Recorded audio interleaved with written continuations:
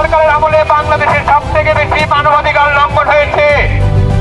এই সময়ে আপনারা দেখেছেন যে ভারতের কাঁটাতারে আমাদের যে বাংলাদেশের ফেলানির লাশ ঝুলিয়ে রেখেছিল এই হিন্দুত্ববাদী সেই ভারত সরকার। তারা সে সময় থেকে বাংলাদেশের মানবাধিকার লঙ্ঘনের সূচনা তারা করেছিল। এখন পর্যন্ত তারা বাংলাদেশের বিপক্ষে ষড়যন্ত্র করে যাচ্ছে।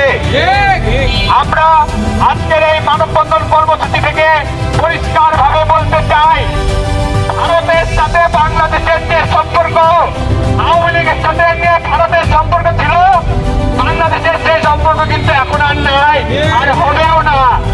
বাংলাদেশ আর ভারতকে কিছু দিবেও না, প্রয়োজন হলে দিবেও না। আজকের এই মানববন্ধন কর্মসূচি থেকে পরিষ্কার ভাবে বলতে চাই, বিগত আওয়ামী লীগ স্বৈরাচার খুনি নির্লজ্জ বেহায়া সরকারের আমলে বাংলাদেশে ছাত্র দলের যে সকল নেতাকর্মী গুমের শিকার হয়েছেন তাদেরকে অতি বিলম্বে ফিরিয়ে দিতে হবে। তাদেরকে যদি না ফিরিয়ে দেওয়া হয় তাহলে রাজপথ থেকে আবার এই আন্দোলন শুরু করা হবে এবং স্বৈরাচার খুনি হাসিনা সরকারের বিচার করতে হবে। তাকে ভারত থেকে নিয়ে এসে বাংলাদেশে তার বিচার করে তাকে ফাঁসিতে ঝুলিয়ে তার বিচার করতে হবে।